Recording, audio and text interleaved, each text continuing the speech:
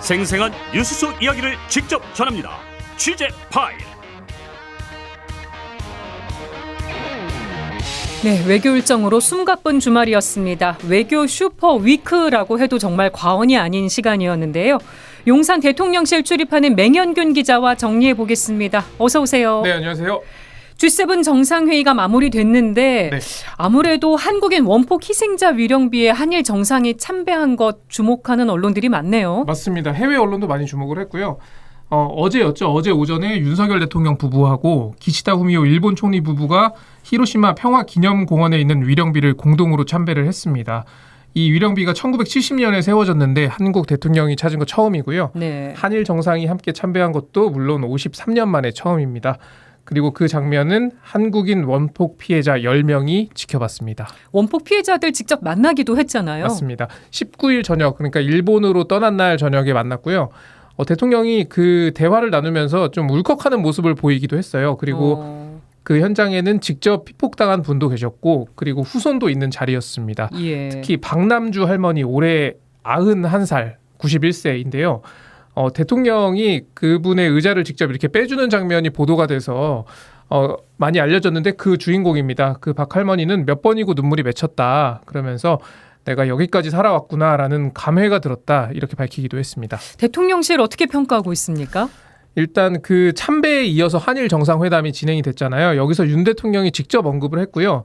평화로운 미래를 준비하기 위한 기시다 총리의 용기 있는 행동이다. 이렇게 평가를 했습니다. 네. 대통령실에서도 가슴 아픈 과거를 직시하고 치유를 위해 함께 노력하고 있다는 것을 의미한다라는 반응이 나왔습니다. 사실 기시다 총리가 그 한국인 원폭 그 희생자 위령비를 참배를 하면서 어떤 메시지를 낼 것인가 이게 굉장히 큰 관심사였어요. 왜냐하면 맞아요. 과거사에 대해서 또 얘기를 좀 하지 않을까 싶었는데. 맞습니다. 근데 현장에서는 별다른 얘기는 없었고요.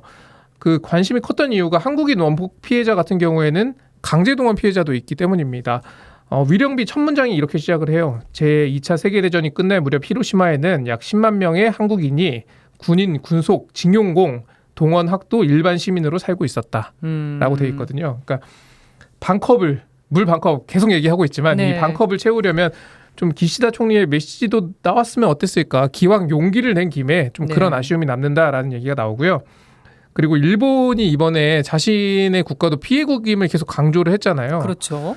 그런데 사실 그 피해가 왜 발생했는지 그리고 자기들이 피해자라면 일본 제국주의로부터 피해를 받은 사람들의 마음도 좀 헤아렸어야 되는 거 아니냐라는 이야기도 나오고요. 하지만 지금 일본은 외국인 원폭 피해자 규모는 뭐 제대로 조사를 하지도 않았고 또 용서를 구한 적도 없습니다. 그래서 행보 자체는 상징적일 수 있겠지만 더 나아가지 못하는 모습, 그러니까 지금까지 늘 봐왔던 그 모습이라 실망의 목소리도 나오지 않나 이런 해석이 나오고 있습니다. 네. 그리고 한미일 3국 정상회담도 주목을 받긴 했는데 2분이라서 너무 짧았던 거 아닌가 싶어요. 그렇습니다. 그러니까 두 가지 반응이 나오는데 그러니까 정부를 좀 지지하는 쪽에서의 반응은 한미일이 눈빛만 교환해도 서로의 마음을 알 만큼 가까워졌다라고 네. 이야기하는 분들이 있고요. 또 반대로 한미일 회담한다고 그렇게 이야기를 하고서는 고작 2분 만나고 왔냐 네. 이런 반응도 있습니다.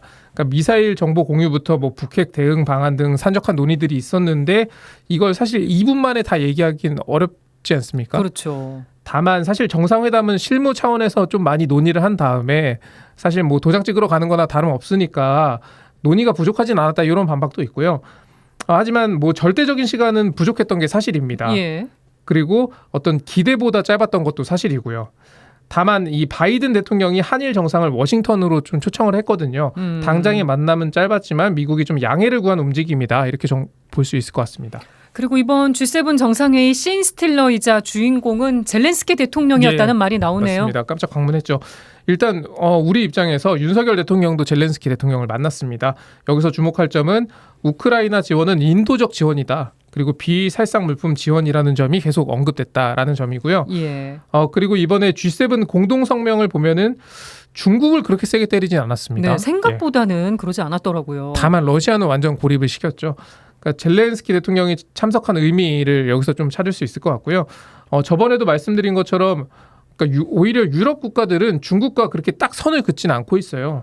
뭐 인도도 마찬가지고요. 협력 가능성을 열어두고 있는 건데 심지어 바이든 대통령은 중국과 해빙기가 시작될 거란 얘기까지 했거든요. 그렇죠. 다만 지금 러시아는 현재 실제적인 위협이기 때문에 배제를 하지만 여기서 윤석열 대통령도 어떤 중국을 향한 강한 메시지를 하지 않은 거는 어떤 외교적 공간을 좀 넓히는 차원에서는 의미가 있었다라는 얘기들이 나오고요. 남은 숙제는 좀 서방이 보여주는 모습입니다. 윤 대통령이 강조하는 가치 외교는 사실 중국 그리고 러시아와의 관계를 좀 소원하게 만드는 측면이 있었는데 네. 중요한 건 지금 세계는 진영 싸움 중에도 각국은 자국의 이익 그리고 국익을 위해서 실리 외교를 펴고 있다. 이런 점일 것 같습니다. 네. 그리고 윤 대통령이 서울에 돌아와서도 또 외교 일정을 이어가고 있네요. 네, 어제 귀국 직후 한국과 독일의 정상회담이 열렸고요. 지금 뭐 G7 그 일정 내부 일정 안에서의 것까지 좀 계산을 해보면 10번이 넘는 양자 회담을 숨가쁘게 치렀습니다. 네. 그리고 오늘은 한 EU 정상회담이 진행이 되고 있고요. 숨가쁜 그야말로 외교 슈퍼위크다 계속되고 있다라고 할 수 있습니다. 네. 그리고 끝으로 후쿠시마 오염수 시찰단 활동 시작했죠. 네, 산무 시찰이다라는 얘기가 나오는데요. 시료 채취도 없고 언론 공개도 안 하고 또 시찰단 명단도 비공개입니다. 그래서 나오는 비판이고요. 일단 5박 6일 일정이 시작이 됐습니다. 오염수 정화와 처리 과정 점검하고요. 문제는 이 국민적 불안이 큰데 시찰단이 과연 잘할 수 있을까? 요거는 이 시찰단이 돌아온 후에 검증할 수 있을 것 같습니다. 그렇군요. 네. 또 계속 지켜보기로 하죠. 맹영균 기자 잘 들었습니다. 네, 고맙습니다.